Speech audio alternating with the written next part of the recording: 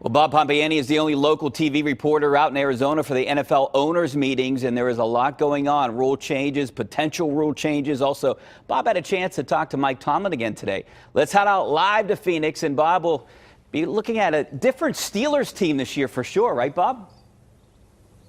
No question about that, Rich, here, and it's been one of the big topics. Of course, every season has its own set of challenges. 2018 had more than most. If you want to use a word, it would be turbulent, what we've seen so far. And the issue of moving forward without a star receiver is not a first for Mike Tomlin. You might remember Santonio Holmes, Super Bowl MVP, and Super Bowl 43 was immediately traded to the Jets after that. This, however, will always be remembered as a season of change. Never a dull moment. Never a dull moment. Is there disappointment that you couldn't make it work with two star players? There is, but that's life and that's business. Criticism is always a big part of the coaching business, and after Mike Tomlin referred to 2018 as a failure, he has begun his own self-scouting. We were a 9-6-1 football team last year. We all need to look in the mirror in terms of what we do and how we do it, starting with me.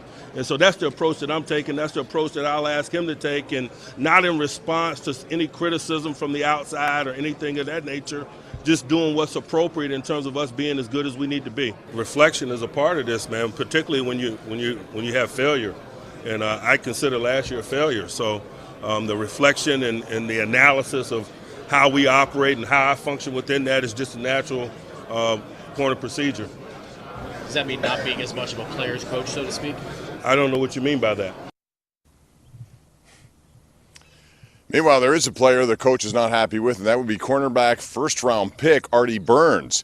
He described him as, quote, very disappointing. One of the reasons why they went out and spent money on Steven Nelson. All right, Rich, we also see a lot of changes going on. One of the biggest ones, I think, is a rule change for celebrations. If your team is caught with a celebration 15-yard penalty, it used to be just on the ensuing kickoff. Now teams have an option. They can also use that 15 yards on the extra point, which would make it a 48-yard attempt.